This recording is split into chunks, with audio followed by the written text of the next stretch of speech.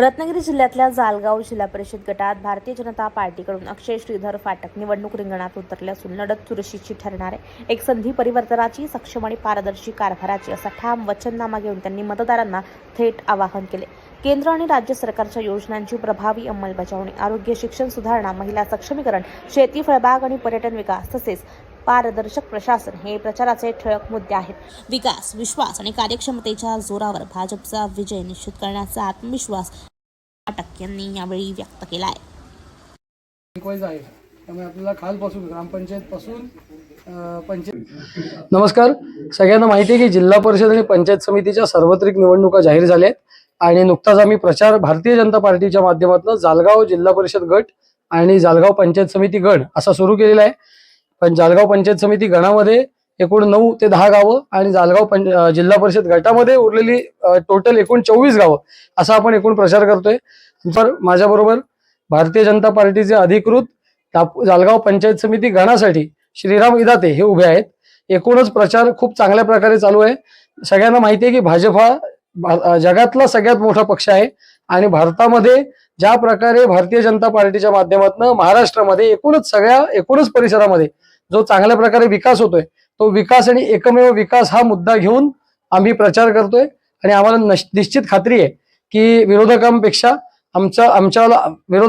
आम्हाला खूप चांगला कल मिळतोय आणि 100% दोन्ही जालगाव जिल्हा परिषद गट आणि जालगाव पंचायत समिती गण या दोन्ही ठिकाणी आम्ही भरपूर मतांनी, प्रचंड बहुमतांनी विजय होऊ, आम्हाला याची खात्री आहे।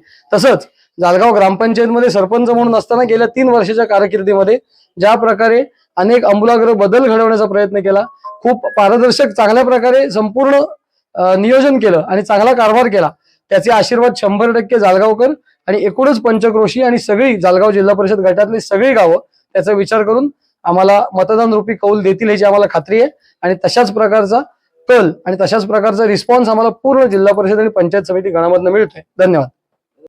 आपल्याला सगळ्यांना माहिती आहे, दिनांक 5 फेब्रुवारी रोजी होणारी जिल्हा परिषद आणि पंचायत समितीची निवडणूक आपल्या या महाराष्ट्रातले एक लाडके सर्वांचे नेते अजितदादा पवार यांचं दुःखद निधन झाल्यामुळे 7 तारखेला पुढे गेलेले आहेत।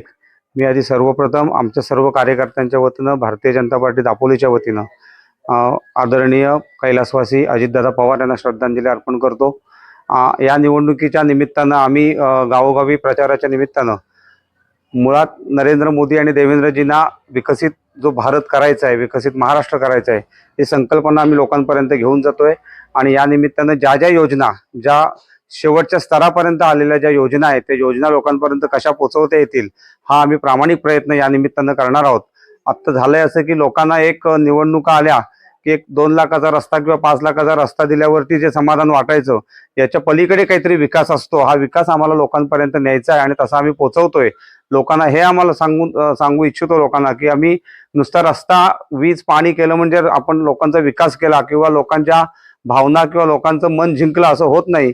याच्या पलीकडे अनेक विषय असे आहेत रोजगाराचे, जे आजपर्यंत कोणीही केले नाही। ती संकल्पना एक तरुण उद्योजक असेल अक्षय किंवा मी, आमच्या दोघांच्याही डोक्यामध्ये आहे आणि एकूणच भारतीय जनता पार्टी म्हणून तालुक्यामध्ये अशा पद्धतीनं काम करताना रोजगाराच्या संधी कशा उपलब्ध होतील, असलेल्या MIDCचा उपयोग कसा करता येईल, या सगळ्या ज्या काही योजना आहेत किंवा ह्या ज्या काही संकल्पना आहेत त्या लोकांपर्यंत पोहोचवण्याच्या या निमित्ताने आम्ही प्रयत्न करतोय।